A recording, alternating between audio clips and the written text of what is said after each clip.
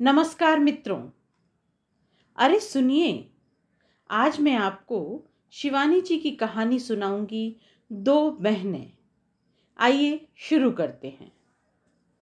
उन दोनों को एक साथ बिठा देर तक देखने पर भी कोई उनके चेहरे मोहरे में किसी प्रकार का साम्य नहीं पा सकता था।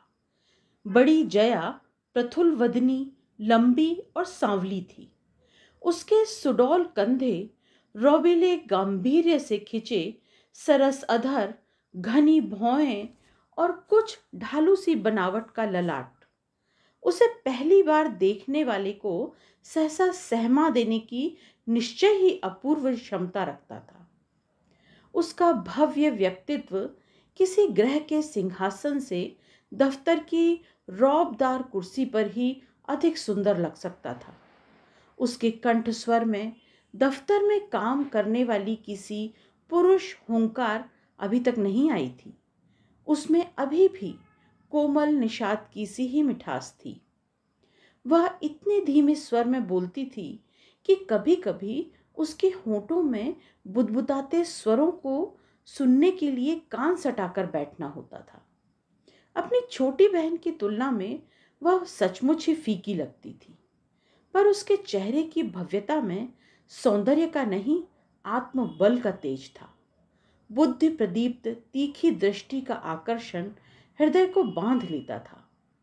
चेहरे के अनुपात से ही मेल खाते जूड़े को वह निर्ममता से कसकर एक जाली में बंद करके रखती थी। गले में एक पतली सोने की हरे जेड जड़ी चेन और हाथ में स्टील की घड़ी के अतिरिक्त कभी किसी ने उसे कोई आभूषण पहने नहीं देखा था। सफेद ब्लाउज और मर्दानी कन्नी की साड़ी के श्वेतांबरी कफन में लिपटे अपनी दीदी के अकाल मृत्यु प्राप्त यौवन को देखकर विजया के जी में आता वह कभी उसे झकझोर कर रख दे। कौन सी ऐसी बुढ़ा गई है? 26वां ही तो लगा इस दिसंबर में। इस उम्र में तो आजकल की लड़कियों के दूध के दांत टूटते हैं। पर वह जानती थी कि उसकी तापसी दीदी का यौवन स्वयं उसी छोटी बहन के किए गए मूर्खतापूर्ण त्याग के घातक कीटाणुओं से घुल घुल कर दम तोड़ चुका था। अब उसमें जीवन के पुनः स्पंदन की कोई आशा न थी। वह कई बार आजमा चुकी थी। न दीदी को खाने में रुचि थी, न पहनने ओढ़ने में। दोनों बाजार जाती, परिचित दुकानदार नई नई डिजाइनर साड़ियों के इंद्रधनुषी गट्ठर धमाधम पटकने लगता। आसपास खड़ी महिला ग्राहिकाओं के आंखों में रस उदधी हिलोरे लेने लगता था। हाय, कितना प्यारा रंग है! अड़ियार की क्या बढ़िया साड़ी है! किनारे का कॉन्ट्रास्ट देखो तो जरा। मैं तो आज ही इसे पहनकर यूनिवर्सिटी जाऊंगी। विजया अबीरी साड़ी को अपने मेल खाते गालों से लगा उसकी स्निग्धता में आकंठ डूब जाती और कनखियों से उदासीना दीदी को देखती रहती। पर उन शांत भाव विहीन आंखों की पुतलियों में ऐसी स्थिरता छाई रहती जैसे कांच की बनी हो। तेरा तो मन ही नहीं भरता बिजी। कितनी साड़ियां तो पड़ी हैं। छोटी बहन को एक सौम्य हंसी के उपालंब से छेद बटुआ खोल वह बिल चुका देती और एक प्रकार से खींचती हुई बाहर ले जाती। साड़ी के काउंटर पर से विजया सहज में खिसकना ही नहीं चाहती थी। एक तो उसका रंग ऐसा था कि हल्की गहरी शेड की सस्ती महंगी कैसी ही साड़ी क्यों न हो, उसके यौवन दुर्ग पर समर ध्वजा बनकर फहराने लगती। उस तनुदरी सुंदरी ने अपनी लचीली देह यष्टि संवारने में संयम का बहुत बड़ा मूल्य चुकाया था। घी, दूध, मलाई की चिकनाई का कुपथ्य उसने स्वयं अपने लिए वर्जित कर लिया था। अपने सुडौल अंग के किसी भी लुभावने उभार पर वह अतिरिक्त मज्जा की एक पतली परत भी नहीं चढ़ने देती थी। नित्य नियम पूर्वक अपने को तौलती थी और छटाक भर भी वजन बढ़ता तो भोजन लोलुप जिह्वा पर कठोर तोबड़ा कस देती। इसी से उसके चेहरे पर उसके 24 वर्षों के बावजूद किशोरी की सी लुनाई थी। उबले पालक, कच्चे टमाटर और हड्डियों के सूप ने त्वचा को एक प्रकार से पारदर्शी बना दिया था। आंखों में वन्य हरिणी का सा भयत्रस्त भाव था, किंतु मानव हृदय की गहरी जानकारी रखने वाले अनुभवी जौहरी उन आंखों में एक बार ही झांकने पर बड़ी सुगमता से जान सकते थे कि हीरा कली है। उसका भोलापन, नाटकीय सरलता और नारी सुलभ लज्जा का एक एक पल वर्षों की लगन और अभ्यास की देन थी। वह जानती थी कि पुरुष को इन्हीं ब्रह्मास्त्रों से पराजित किया जाता है। पिता की मृत्यु के बाद इस मातृहीना छोटी बहन को संभालने में कभी कभी जया को दिन में भी तारे दिख गए थे। अपने लिए आए कई वांछनीय रिश्ते उसने केवल इसी छोटी बहन के लिए फेर दिए थे। मैं चली जाऊंगी तो इसे कौन रखेगा पापा, वह कह देती और पापा चुप रह जाते। वह विश्वविद्यालय में मनोविज्ञान की प्राध्यापिका थी और अधिकांश मनोवैज्ञानिकों की भांति मन ही मन मनोविज्ञान का जाल बुनते बुनते उसके सलोने चेहरे पर समय से पूर्व उत्पन्न नवजात शिशु के शरीर की सी झुर्रियां पड़ गई थीं। किसी भी स्त्री या पुरुष को देखते ही उसकी धमनियों में सुप्त युंग और फ्रायड के विचार जागृत हो उठते थे और वह उनकी ज्ञात या अज्ञात कुंठाओं के सहारे अपनी मनोवैज्ञानिक भृगु संहिता के पन्ने पलट उनकी कुंडलियां खोजने लगती थी। कैसी कुटिल हंसी है, कैसी नीच मुद्रा है, कैसा कनखियों से काग दृष्टि की वाण मारता है, आदि आदि। उसके इसी तीक्ष्ण चुनाव के कारण उसी के जीवन में कभी कोई पुरुष नहीं आ पाया। यौवन के सुनहले वर्ष देखते देखते उसकी फैली हथेली से सरकते गए। उसके पिता की गणना शहर के दबंग वकीलों में की जाती थी। तराई के खूनियों एवं पहाड़ी इलाकों के कुख्यात अपराधियों से उनका वर्षों का यजमानी का संबंध चला आ रहा था। उनकी दबंग वकालती दलीलों का जिरह वस्तर कस वे एक से एक जघन्य अपराध करते निगर गंड हो घूमते रहते। इसी से लोग कहते थे, पाप की कमाई भी कहीं फलती है। इसी से भगवान ने एक पुत्र भी नहीं दिया पिंडदान करने को। ब्राह्मण को भला इससे बड़ा दुर्भाग्य और क्या हो सकता है। फिर उन धेंगड़ी सी मातृहीना पुत्रियों का कुमाऊं के किसी भी संस्कारबद्ध ग्रह में गुजारा नहीं हो सकता था। बड़ी के सौम्य स्वभाव की सर्वत्र प्रशंसा थी। लड़की तो लाखों में एक है, पर रंग जरा, ऐसा कह अधूरे वाक्य में ही जहर उगल परिचित स्त्रियां चुप रह जाती थीं। सांवले रंग को क्षमादान देने में कुमाऊं सदा से ही कृपण रहा है। छोटी, बाप रे बाप, दहकता अंगारा है, रूप में भी स्वभाव में भी। पर दोनों बहनों को अपने समाज की बेरुखी से कोई शिकायत नहीं थी। जया पठन पाठन पूजन अर्चन में डूबी रहती। विजया के यौवन का पर्याप्त मूलधन अभी उसकी सुंदर मुट्ठी में बंद था। आज तक कभी भी ऐसा नहीं हुआ था कि राह चलतों ने उसे मुड़कर न देखा हो। वह चाहे रेशमी साड़ी पहने या वलकल वसना बनी घूमे, पुरुष की दृष्टि को वह अपने यौवन के चुंबक से जब चाहे तब खींच सकती थी। और सच पूछा जाए तो उसे उसमें आनंद भी आता था। पिता की मृत्यु के पश्चात दोनों बहनों ने अपनी पहाड़ यात्रा एक प्रकार से स्थायी रूप से स्थगित कर दी थी। अल्मोड़ा, रानीखेत और नैनीताल की विभिन्न नगरियों में उनकी 3 सर्वथा विभिन्न प्रकृति की बुआएं ब्याही थीं। बड़ी से दोनों की पिता के जीवन काल में ही खटपट हो गई थी। उनके विचार में कुसुमी बुआ हद दर्जे की स्वार्थी और लंपट महिला थी। अपने भाई की सुखी गृहस्थी देखकर वे मन ही मन जलती भुनती प्रत्येक जाड़ों में पधार जाती थी।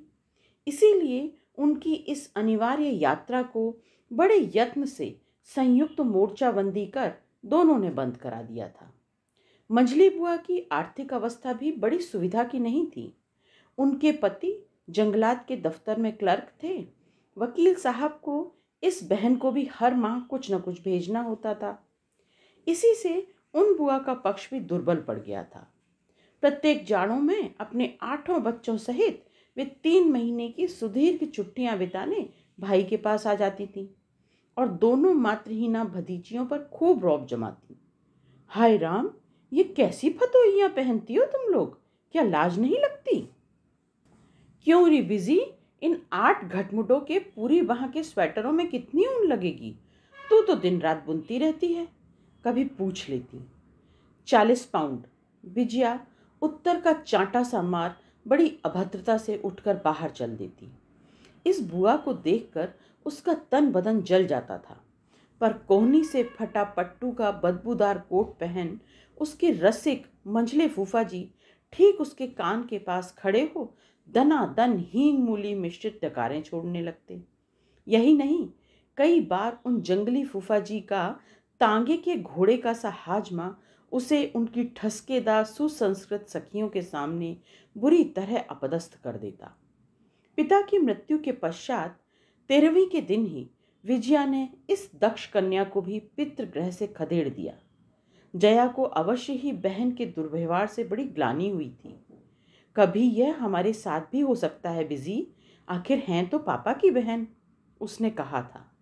चुप करो दीदी, पापा का रिश्ता उनके साथ गया, और रही हमारी बात, तुम जानती हो हमारे साथ यह कभी नहीं हो सकता। थैंक गॉड, हमारी अब बुआ बनने की कोई उम्मीद नहीं है। तीसरी और सबसे छोटी बुआ सहज में छोड़ने वाली जीव नहीं थी।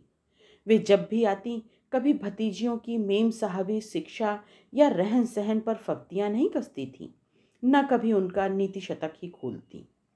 वे जानती थीं कि भाई भाभी के साथ अपने रक्त के संबंध में जीवन पर्यंत दृढ़ता कायम करने का मूल मंत्र था भतीजियों को वश में करना। बड़ों में मनमुटाव का सूत्रपात प्रायः बच्चों को लेकर ही होता है। इसी से वे जब भी आती भतीजियों के लिए 2 बहुमूल्य साड़ियाँ अवश्य लाती थी। मायके की यात्रा संक्षिप्त रहे इसका विशेष ध्यान रखती और साथ में लाए सामान का वजन कभी भी संदिग्ध रूप से बढ़ने नहीं देती थी। भाई की मृत्यु के पश्चात वे केवल एक बार आई थीं।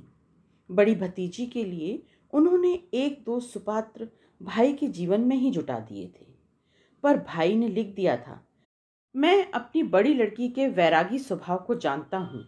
वह एक बार ना कह चुकी है तो उसे ब्रह्म वाक्य समझो। चिंता तो मुझे छोटी की है, समय आने पर तुम लोग उसी का ख्याल रखना।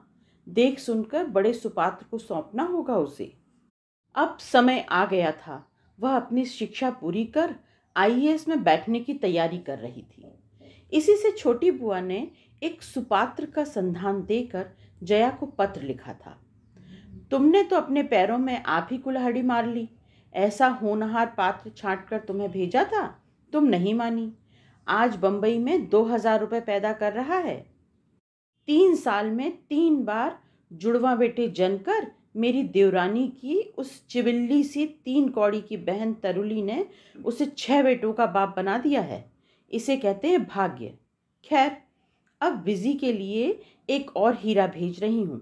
17 तारीख बुधवार को यहाँ से चल, बृहस्पति को तुमसे मिलने आएगा। मैंने तुम्हारे लिए एक पोटली में बड़ी मुंगौड़ी और जम्बू भेजा है। असल में पोटली का तो बहाना है। मैं चाहती हूँ कि वह विजया को और विजया उसे देख ले। उसे देखकर विजी को देखकर वह ना ही कर दे तो मैं तेरी टांगों तले छिड़क जाऊंगी। अब जमाना यही आ गया है मेरी चेलियों।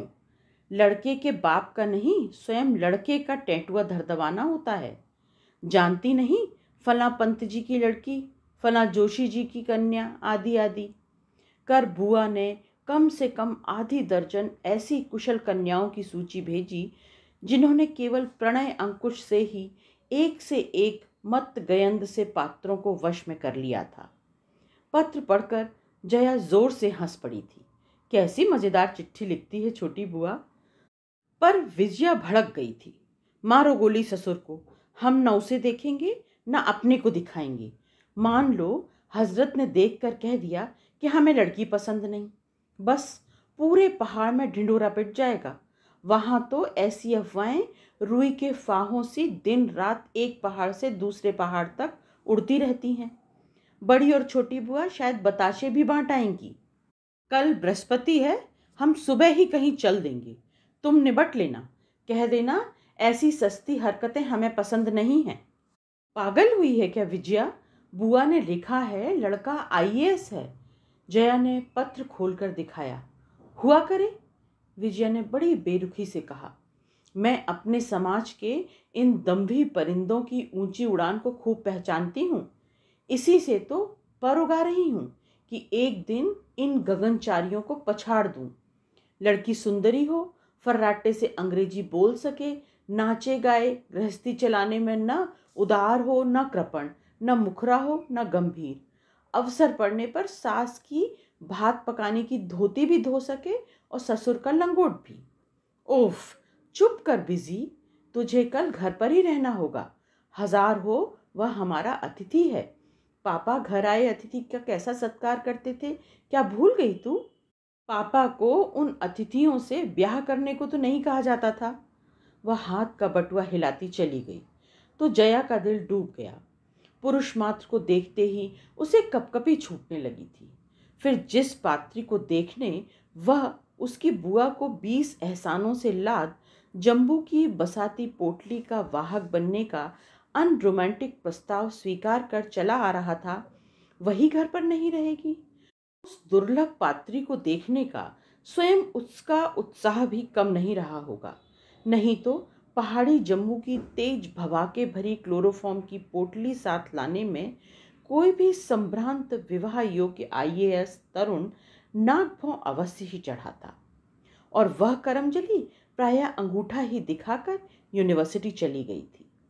जब लौटी तो जया की लाख दलीलें भी उसे नहीं रोक सकी। वह चली ही गई।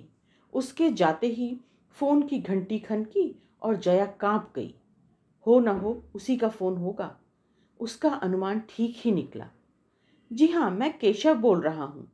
आपकी बुआ ने कुछ सामान भेजा है। आपको क्या 4 बजे सुविधा होगी? जी अवश्य।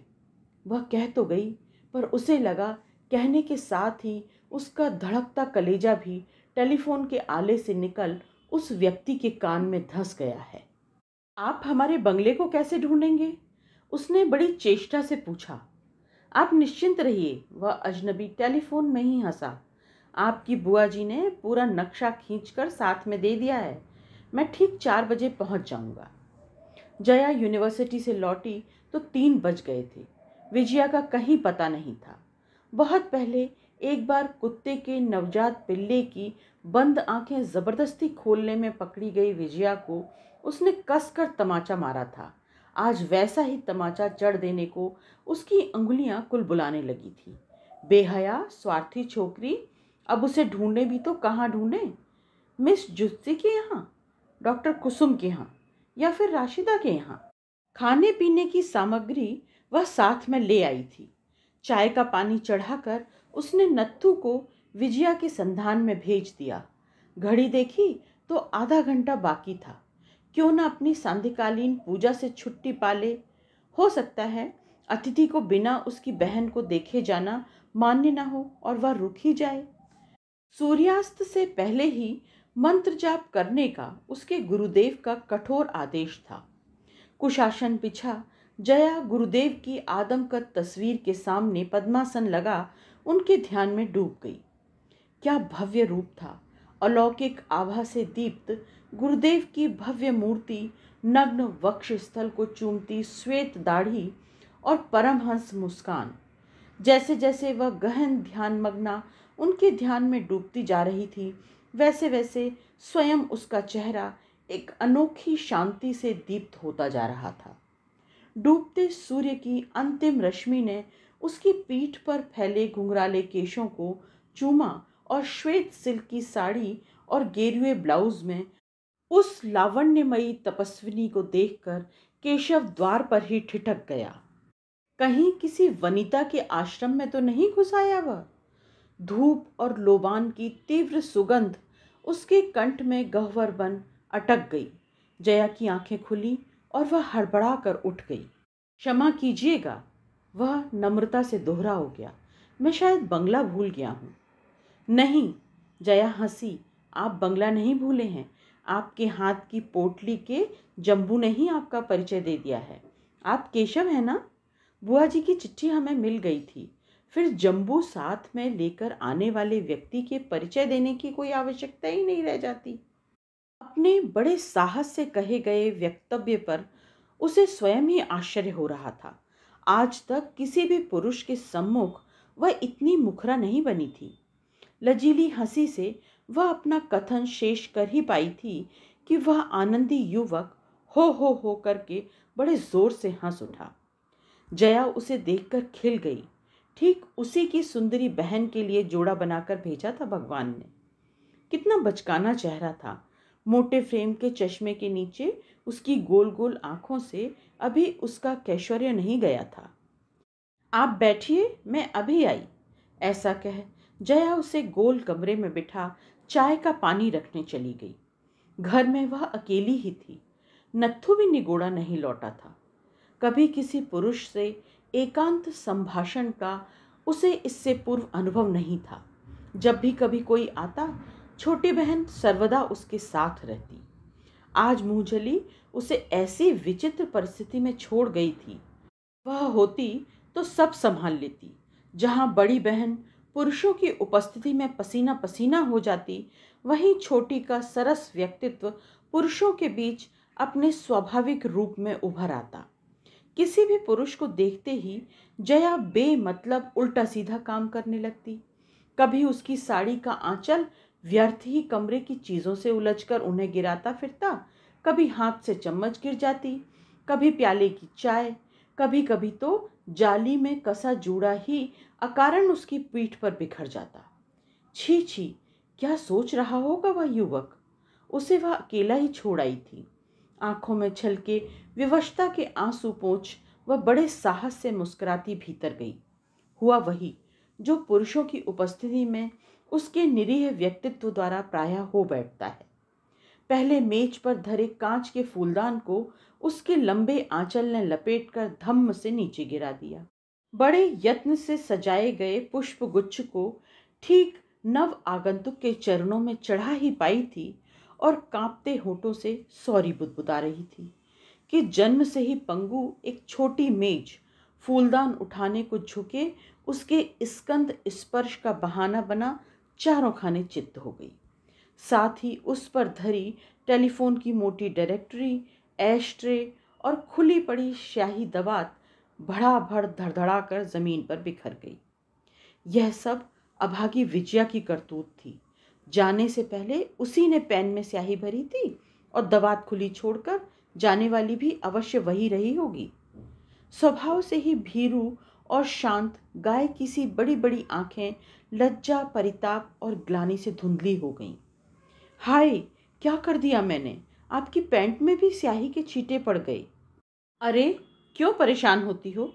वह हंसमुख युवक जेब से रुमाल निकाल पैंट के छींटे छुड़ाने लगा। सामान्य से ही छींटे पड़े थे। यह तो मेरी ट्रैवलिंग की पैंट है, वह कहने लगा।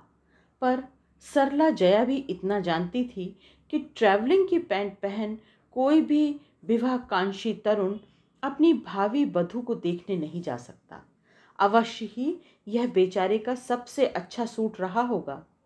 जया स्याही की दवात खिड़की से फेंकने गई तो देखा नत्थू सड़क से ही हाथों का सिग्नल बनाता चला आ रहा था।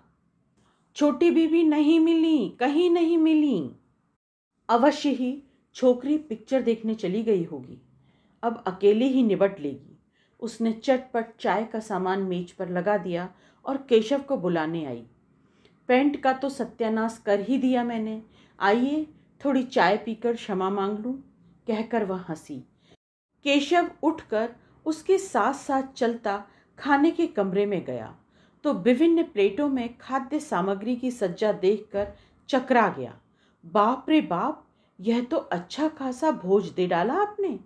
क्या जम्बू की पोटली का भाड़ा दे रही हैं? मैंने तो सोचा था आपसे आज ही एक बहुत बड़ी फरमाइश करूंगा। जया का कलेजा बुरी तरह धड़कता बाहर निकलने को व्याकुल हो उठा। अवश्य ही वह अब कहेगा आपकी छोटी बहन का हाथ। पर नहीं, ऐसे सुशील स्वभाव का खानदानी लड़का कभी ऐसी नंगी मांग से उसे अपदस्थ नहीं करेगा। क्या? प्रश्न पूछते ही वह अपनी अस्वाभाविक धृष्टता से स्वयं लाल पड़ गई। आपके कंठ के माधुर्य की इतनी प्रशंसा सुनी है बुआ जी से, सोचा था जी भरकर गाने सुनूंगा। संगीत मेरी दुर्बलता है। वास्तविक हास्यास्पद स्थिति को समझते ही जया ठठाकर हंस पड़ी। जो व्यक्ति बहुत कम हंसता है, उसकी स्वाभाविक हंसी का ठहाका कितना प्यारा लगता है। जिसने अस्वाभाविक कठोरता से अपने हृदय के सभी आनंद द्वारों पर संयम की अर्गला चढ़ा रखी हो, एक बार द्वार खोलने पर ताजी हवा का झोंका उसे ऐसा बेसुध कर देता है कि द्वार बंद करने का उसे फिर ध्यान ही नहीं रहता। जया बड़ी देर तक हंसती रही। हाय रे भगवान, आप क्या मुझे अभी तक बुआ की बताई मेरी छोटी बहन विजया समझे बैठे हैं? गाने वाली, हंसाने वाली, बातूनी, वह तो मेरी छोटी बहन है विजया। और आप क्या कभी नहीं हंसती? वह धृष्ट युवक उसकी आंखों में आंखें डालकर पूछ बैठा। तो जया सहम कर पीछे हट गई। उसे जैसे किसी ने चांटा मार दिया हो। यह कैसा विद्युत संचार होने लगा था उसके शरीर में। कैसी आंखें हैं इसकी। क्या निकट से देखने पर सब पुरुषों की आंखों की पुतलियां ऐसी ही स्थिर लगती होंगी? मैं गर्म चाय ले आऊं? वह उत्तेजना और घबराहट में मेज की एक और प्लेट को धराशायी कर धड़ से निकल गई। केशव की नजरों में कितनी फूहड़ बना दिया था उसने अपने को। अकेले मर्द के साथ ऐसे ही ठीठी क्या यूनिवर्सिटी की प्राध्यापिकाओं को शोभा देता है? वह चाय लेकर लौटी तो केशव दोनों हाथों से मेज पर पियानो सा बजाता अंगुलियां चला रहा था। मैं सोच रहा हूं सबसे अधिक खर्चा आपका क्रॉकरी का ही होता होगा, क्यों है ना? एक भ्रकुटी को ऊंचा उठा, होठों को दांतों से सामान्य रूप से दबा, अपनी नटखट हंसी से प्रश्न को बड़ी दुष्टता से संवार कर उसने पूछा। मैं समझी नहीं। जया के प्रशस्त ललाट पर दिसंबर के महीने में भी पसीना झलक उठा था। जिस रेट से आप दाएं बाएं प्याले, फूलदान, तश्तरियां दंदनाती चलती हैं, मानना होगा साहब, ऐसा अचूक निशाना बहुत कम देखने आता है। एक बार फिर संयम की अर्गला शिथिल हो गई। दोनों के सम्मिलित ठहाके से ठिठक कर विजया कब द्वार पर आकर खड़ी रह गई थी, कोई देख नहीं पाया था। यह क्या, उसकी दीदी ही हंस रही है। वही दीदी जो उसके पुरुष मित्रों के बीच उसकी सामान्य हंसी को भी कभी क्षमा नहीं कर सकती थी। ओह, तो यही है वो हजरत। क्यों दीदी, कुछ चाय वाय बची है? हमें भी दे दो। बड़े स्वाभाविक ढंग से लंबी लंबी डगे भरती वह मेज की ओर बढ़ आई और बड़े अधिकार से एक खाली कुर्सी खींच उस सुदर्शन युवक के ठीक सामने तन कर बैठ गई। नमस्कार। वह हंसी। किस बात पर हंस रहे थे आप दोनों? दीदी को ऐसे हंसते देख मैं तो प्रायः मूर्छित होकर गिर ही पड़ी थी। काजू की प्लेट को सामने खींचकर वह एक एक कर काजू ऐसे अपने मुंह में डालने लगी जैसे अजायब घर के भालू को मूंगफलियां खिला रही हो। कुछ नहीं, नत्थू तुझे ढूंढ ढांढ कर हार गया। यही है मेरी छोटी बहन विजया। बड़ी ही मधुर हंसी के साथ उसने अपनी छोटी बहन का परिचय दिया। इसी के गाने की प्रशंसा बुआ जी ने आपसे की थी। तेरा गाना सुनने के लिए कब से रुके हैं बेचारे। छोटी बहन के पुष्ट व्यक्तित्व का सहारा पाते ही जया की वाक्धारा सहसा मुखरा प्रखरा वेगवती नदी सी बन बहने लगी थी। इस वर्ष आईएएस की तैयारी कर रही है, उसने फिर उत्साहपूर्ण भूमिका बांधी। पर उसकी बातों का सिलसिला बार बार अनाड़ी हाथों से बनाए गए ताश के महल की भांति टूटता जा रहा था।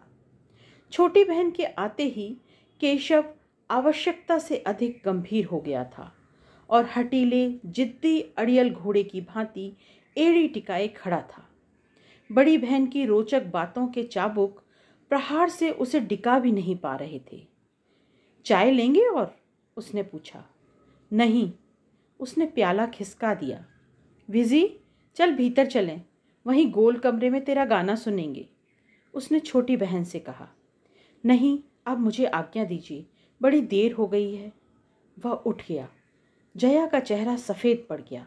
अचानक नाराज़ क्यों हो गया वह? क्या उससे तश्तरी टूटकर गिर गई थी इससे? या उससे पहले ही अपना परिचय बड़ी बहन के रूप में नहीं दिया इस बात से? या पैंट को स्याही के छींटों से रंग दिया था इस बात से? अभी तक तो वह इतना हंस बोल रहा था। वह उठा तो दोनों बहनें उठ गईं। वह सचमुच ही नमस्कार के साथ विदा लेने लगा तो विजया ने अपने अप्रत्याशित व्यवहार से जया को विस्मय विमुक्त कर दिया। सुनिए, आप तो अभी 3-4 दिन रुकेंगे ही। कल दीदी का 26वां जन्मदिन है। आप खाना यहीं खाइएगा ना? निमंत्रण के साथ ही वह अपनी मोहक हंसी हंसती उत्तर लिए उसके सामने खड़ी हो गई। यही उसका ब्रह्मास्त्र था। ऐसी धवल मुक्ता सी हंसी का निमंत्रण भला संसार का कौन पुरुष टाल सकता? उसने हंसकर निमंत्रण स्वीकार कर लिया। उसके जाते ही जया ने विजया को बुरी तरह फटकार दिया। क्या पड़ी थी तुझे मेरे 26वें जन्मदिन का ढिंडोरा पीटने की? क्या सोचेगा वह? कौन सी मेरी 17वीं वर्षगांठ थी? कोई और बहाना भी तो ढूंढ सकती थी। क्यों, क्या बहुत पसंद आ गया तुझे? बड़े लाड से छोटी बहन का चेहरा हाथों में भरकर उसने पूछा। बस जैसे भी हो दीदी, पटाओ बात, हमें बेहद पसंद है। क्या बैल जैसे कंधे हैं और कितना गंभीर है। बस एक ही चिंता है। क्या? हंसकर जया ने पूछा। बस यही कि शादी हो गई और स्वेटर बुनना पड़ा तो 140 फंदे डालने पड़ेंगे।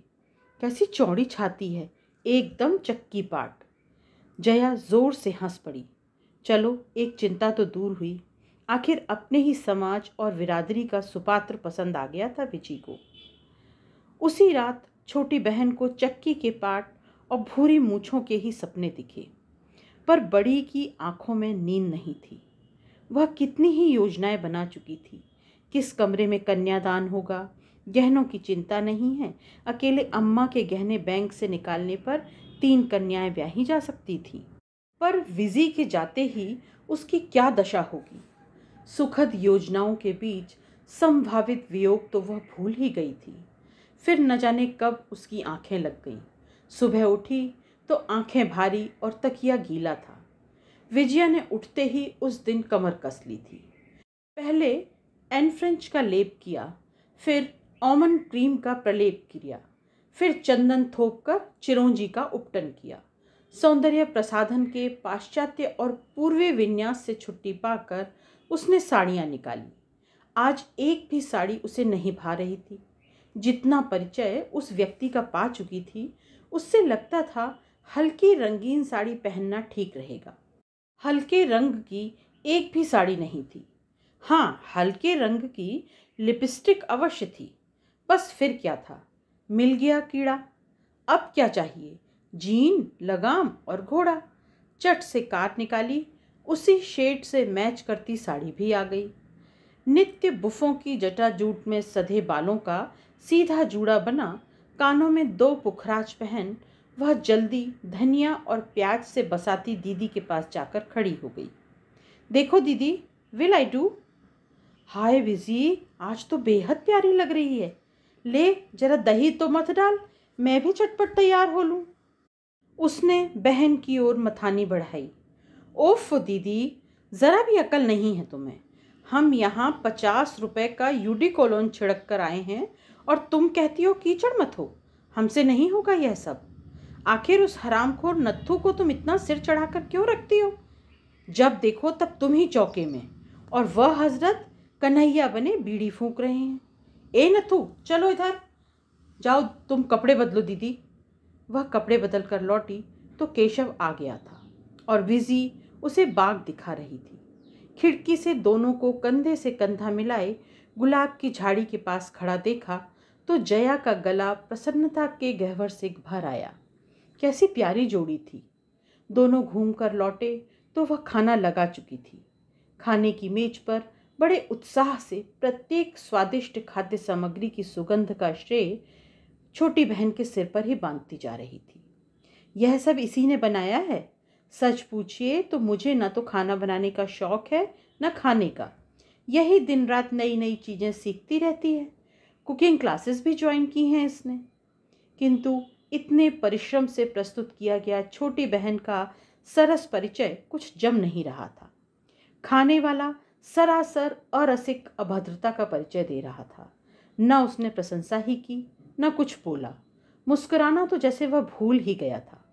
पर विजया भी हार मानने वाली न थी। कुछ ही घंटों के परिचित उस अजनबी का उदासीन गांभीर्य उसके मुग्ध हृदय को वजरबट्टू सा घुमा रहा था। थोड़ी ही देर में लुभावना पाहुना विदा लेकर चला गया तो विजया के संयम का बांध टूट गया। देखा दीदी, और तुम कहती हो कि विवाह अपने ही समाज में करना चाहिए।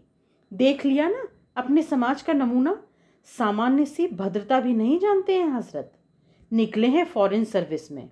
वहाँ इन्होंने यह शमशान वैराग्य दिखाया तो राजदूतों की पत्नियां भी अपनी नुकीली जूतियों की ठोकरों से उड़ा देंगी।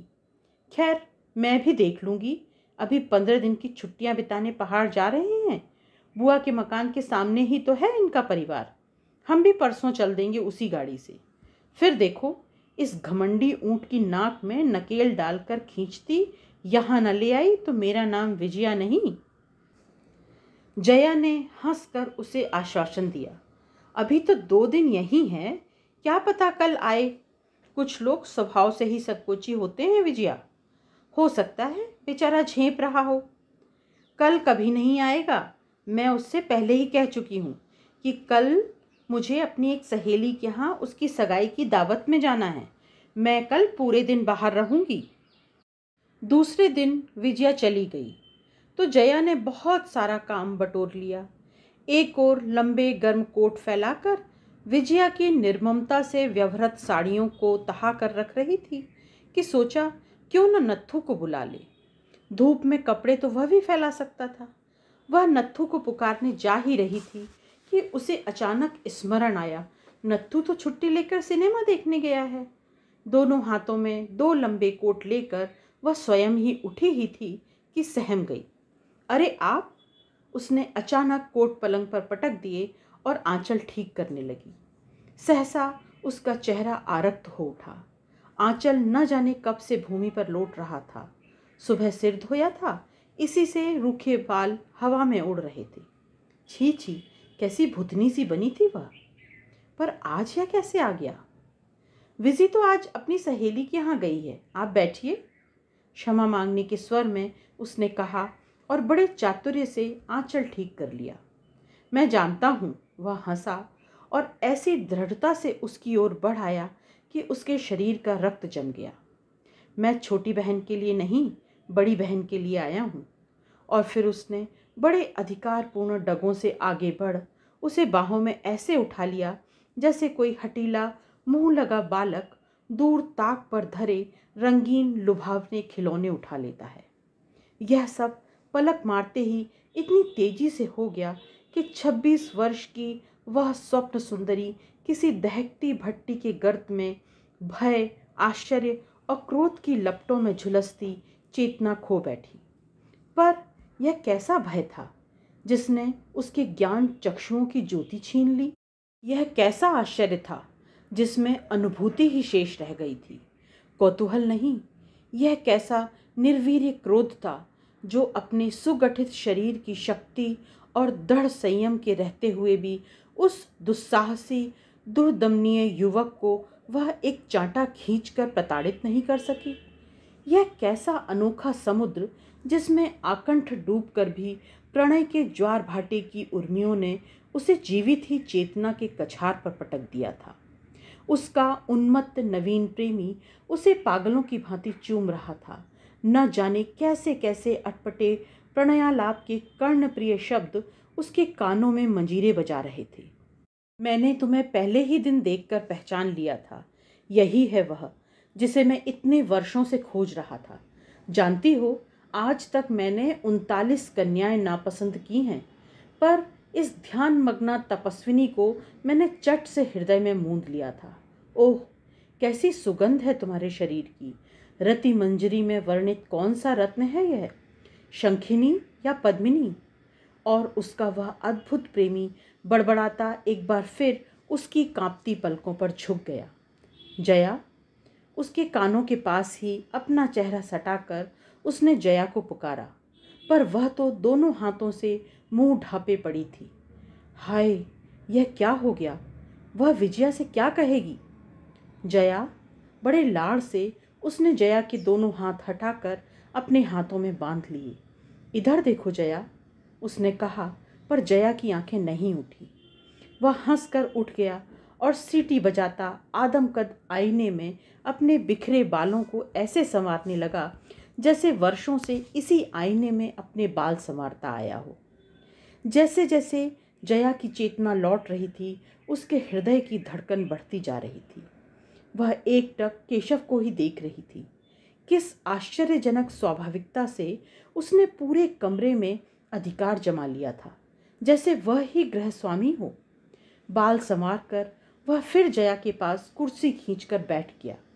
उसने एक बार ऐसी खूबी से बाल संवारे थे कि मांग का ही अस्तित्व मिट गया था और उसका चेहरा एकदम ही बचकाना लगने लगा था। देखो जया, मुझे आज ही रात की गाड़ी से जाना है। मेरे एक ताऊजी की तबीयत अचानक खराब हो गई है। वहाँ पहुँचते ही तुम्हारी बुआ जी से कह दूंगा, मुझे आपकी बड़ी भतीजी पसंद है। तुम्हारी सम्मति तो मिल ही गई है।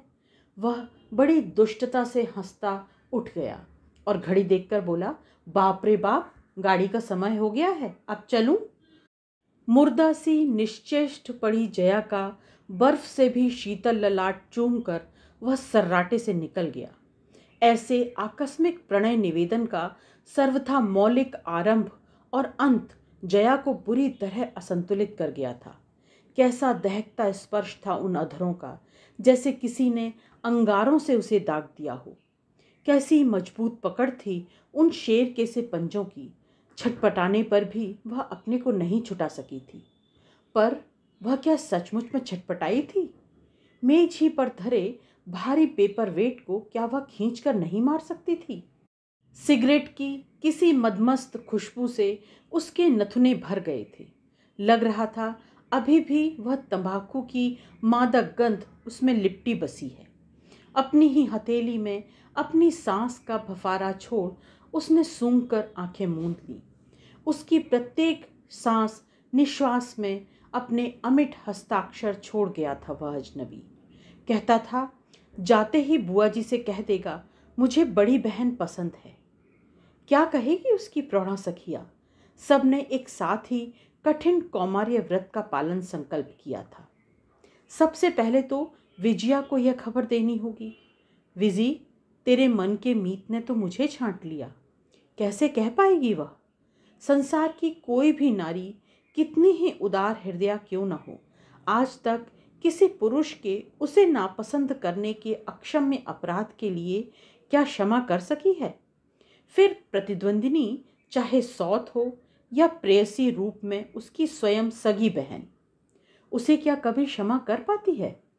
ठीक इसी उधेड़बुन के बीच वह डूबती उतराती जा रही थी कि आंधी की भांति विजया ने कमरे में प्रवेश किया। हाथ का पर्स कुर्सी पर पटक कर वह जया के पास बढ़ाई। दीदी, जानती हो मुझे रास्ते में कौन मिला? वही छोटी बुआ का कैंडिडेट। बस गजब ढा रहा था दीदी। ऐसी बढ़िया ट्वीट का कोट पहने था पट्ठा कि बस हमें देखकर मुस्कुराया और हमने भी वो हाथ हिलाया कि जोड़ अभी भी दुख रहा है। तेजी से रिक्शा निकल गया, नहीं तो हम वहीं प्रपोज कर बैठते। दीदी ने बरबस होठों को 1 सेंटीमीटर के स्मित में फैलाया। दीदी? छोटी बहन ने उसे अचानक ऐसे घूरा कि उसने आंखें झुका ली। तुम आज गजब लग रही हो दीदी, क्या स्किन है तुम्हारा सचमुच। आई एनवी यू। कोई नया स्किन लोशन लगा रही हो क्या? आज तक जया के निष्कलुक चित्त ने छोटी बहन से कोई भी बात नहीं छिपाई थी, पर आज उसके कुछ ही घंटों का नवीन प्रेमी उसे कपट का प्रथम पाठ पढ़ा गया था। अपने चमकते चंद्रबिंब की सुंदरता के रहस्य की मंजूषा वह नहीं खोल सकी। हट पगली, मैं भला कब क्रीम लोशन लगाती हूँ। यूनिवर्सिटी पहुंची तो उसे एक साथ कई सखियों ने प्रशंसा अर्ध से रस प्लावित कर दिया। वाह भाई, क्या फव रही है यह भागलपुरी मर्दानी धोती तुम पर। हम पहनती तो जोगन लगती। माघ मेले से खरीदी है, क्यों है ना। जया घर लौटी तो बड़ी देर तक एकांत दर्पण साधना में डूबी रही। क्या सचमुच उसके चेहरे में कोई बदलाव आ गया है। जिस प्रतिबिंब ने मुस्कुराकर उसका स्वागत किया उसे तो वह सचमुच नहीं पहचानती थी। उठते बैठते पढ़ते पढ़ाते उसे एक ही चेहरा बार बार दिख रहा था और उतनी ही बार उस मधुर स्मृति की एक एक परत कपड़े के थान सी खुलती जा रही थी। उसके प्रेम प्रलाप को वह मन ही मन दोहराती लाल पड़ जाती और विजया दीदी के उस अस्वाभाविक गिरगिट रंग को देखकर आश्चर्य में डूब जाती। क्या हो गया था दीदी को। ए दीदी, एक दिन मुंह फट विजया ने खाने की मेज पर उससे पूछ लिया, किसी प्रेम व्रेम के चक्कर में तो नहीं पड़ गई हो तुम। जया लाल पड़कर रह गई थी। एक बार प्राणों से प्रिय सहोदरा के सम्मुख वह सब कुछ कह देने को व्याकुल होगी, पर दूसरे ही क्षण उस अद्भुत संयमी युवती ने अपने चित्त को अंकुश से साध लिया था। 7 दिन बीत गए थे। उसके जीवनाकाश की मलिन आभा को क्षणिक ज्योति से उज्जवल कर उसका धूमकेतु सा रहस्यमय प्रेमी न जाने कहाँ चला गया था। उसने कहा था तार भेजेगा, पर ऐसी बातें क्या तार में कही जाती हैं। पहले बुआ से कहेगा, फिर बुआ उसके परिवार से बात करेंगी, तब कहीं कुमाऊं के असह्य आईन कानूनों के दुर्गम द्वारों के चक्कर लगाता वह लुभावना प्रस्ताव उसके पास पहुंच पाएगा। फिर तो बुआ का वह पत्र विजया को थमा देगी। किसी बात को लेकर जीवन भर मातम मनाती फिरे, ऐसा स्वभाव विजया का नहीं था। इसी से उसे कोई चिंता नहीं थी। खबर पाते ही यूनिवर्सिटी का सहकर्मी वर्ग दावत के लिए उसके पीछे पड़ जाएगा। एक दावत सगाई की, दूसरी शादी की। खैर, देगी भाई दोनों दावतें। ऐसे अवसर क्या जीवन में बार बार आते हैं। मिस कॉल को तो वह तरंग आने पर अपनी रंगीन कोर्टशिप का आंशिक वर्णन भी शायद सुना देगी। बेचारी मिस कॉल इधर भजन कीर्तन और तीर्थयात्रा के चक्कर में भुरता ही बन गया है बेचारी के स्वास्थ्य का। अपने विवाह का प्रबंध भी तो उसे स्वयं ही करना होगा। कौन बैठा है यहाँ करने वाला। मरे विजया को तो सजने से ही फुर्सत नहीं रहेगी। फिर उसकी 108 सखियाँ, उसे कहाँ फुर्सत होगी। किसी अच्छे कैटरर को सौंप देगी। यह थोड़े ही ना होगा कि कन्यादान के मडवे से उठकर कन्या आ रही है भंडार से रसद निकालने। उसे हंसी आ गई थी। विवाह के बाद साग्रह छोटी बुआ को रोकना ही होगा। विजया अकेली कैसे रहेगी। फिर तो वह उसे अपनी ससुराल उठा ले जाएगी। छोटी बहन का सिर अभी भी दीदी के हवाई महल के छज्जे से नहीं टकराया था। 15 दिन बीत गए पर बुआ की कोई चिट्ठी नहीं आई। इन्हीं 15 दिनों में जया की बड़ी बड़ी आंखें असाधारण रूप से और भी बड़ी होकर पूरे चेहरे पर फैल गई थीं। गुमसुम बनी दीदी को कभी विजया बुरी तरह झिड़क देती थी। बोर करती हो तुम दीदी, जब देखो तब मरसिया पड़ती हो। हम तो भाई जा रहे हैं सिनेमा। और वह अकेली ही चल देती। बहन के जाते ही जया अपने मन के चतुर राजमिस्त्रियों को फिर काल्पनिक महल बनाने में जोत देती। अब उसके प्रासाद के प्रांगण में गोल गोल चेहरे वाले बच्चे भी खेलने लगे थे। कई बच्चों की किलकारियों में डूबती वह केशव की सामान्य रूप से परिचित चौड़ी छाती पर बार बार अपना चेहरा छिपाकर अपना मूक व्यर्थ प्रश्न दोहराती थी, कब लिखोगे, कब। बड़ी लंबी प्रतीक्षा के बाद बुआ की चिट्ठी आई। खूब हो मेरी बेटियां, बड़ी मंगोड़ियां खा लीं, पर एक चिट्ठी नहीं डाली। बड़ियां तो खैर जाएं भाड़ में, उनकी चिंता नहीं थी, पर साथ ही उन्हें ले जाने वाला भी भाड़ में चला गया। जब तुम दोनों की चिट्ठी नहीं आई और पता लगा कि केशव लौट आया है तो कल मैं वहाँ गई थी। देखा तो केशव की अम्मा के लड्डू फूट रहे थे। सुना ट्रेन में ही कलकत्ते के एक लखपति प्रवासी से पहाड़ी परिचय हो गया। साथ में उनकी सांवली कन्या थी, लाखों की संपत्ति और इकलौती कन्या। दुर्गा दत्त जी का पूत भला मौका कैसे चूकता। रंग सुना एकदम स्याह है, पर आजकल तो रुपयों का मुलम्मा चढ़ा मेढकी भी परी बनाई जा रही है। ट्रेन में ही सगाई हो गई। 18 वर्ष की है, केशव है 26 का। उसकी तो पूछो मत। मुझे देखा तो 32 दिखा, जले पर नमक छिड़क दिया। आपकी पोटली पहुंचा दी थी बुआ। जी में आया एक झापड़ कस के डंडे से सिर को उत्तर से दक्षिण दिशा में मोड़ दूं, पर हंसकर मैंने भी पूछ दिया, भतीजियां मिली थीं? तो बोला, नहीं, नौकर को दे आया था, बड़ी जल्दी में था। यही तो मेरा दुर्भाग्य था बेटियों, तुम्हें देखता तो क्या यह रेल की सगाई हो पाती। देखा दीदी कमीने को। आवेश से कांपती विजया ने जया की ओर देखा, पर दूसरे ही क्षण वह स्तब्ध रह गई। दीदी के रक्तहीन चेहरे पर लिखी उस लिपि को उस तीक्ष्ण बुद्धि की स्वामिनी ने स्पष्ट पढ़ लिया, जिसे वह पिछले 20 दिनों से पढ़ने का असफल प्रयास कर रही थी। पहले दीदी के बटुए में केशव का रुमाल मिला था, वही परिचित सुगंध और वही धारियां। फिर दीदी के पलंग के नीचे 2-3 सिगरेट के अधजले टुकड़े। दूसरी बार देखने गई तो टुकड़े गायब थे। कुछ दिन बाद दीदी की पूजा की पुस्तक में दबे वही टुकड़े उसे फिर दिख गए थे। केशव का नाम लेते ही दीदी के चेहरे की रंगत बदल जाती थी। डाकिया समय पर न आता तो वह मणिहारा सर्प से व्याकुल हो उठती थी। दीदी निश्चय ही बदल गई थी और आज उसी परिवर्तन का कारण स्पष्ट हो गया। बिना एक शब्द कहे विजया उठकर चुपचाप बाहर बरामदे में खड़ी हो गई। 26 वर्ष तक एक दूसरे से रक्त मज्जा मांस की डोर से बंधी श्यामी जुड़वा सी बहनों को पल भर में केशव ने किसी कुशल सर्जन की सी शल्य क्रिया से सदा के लिए विलग कर दिया। कहते हैं ऐसी शल्य क्रिया से विलग की गई 2 बहनों में से एक ही जीवित रह पाती है। पता नहीं इन दोनों में से कौन जी पाएगी, छोटी या बड़ी। ये कहानी बस इतनी सी। कहानी आपको कैसी लगी, कमेंट बॉक्स में अपने कमेंट लिखकर मुझे ज़रूर बताइएगा। यदि आपको मेरी कहानियाँ अच्छी लगती हैं तो मेरे चैनल को और लोगों से शेयर कीजिए और प्लीज़ सब्सक्राइब भी कीजिए। नमस्कार।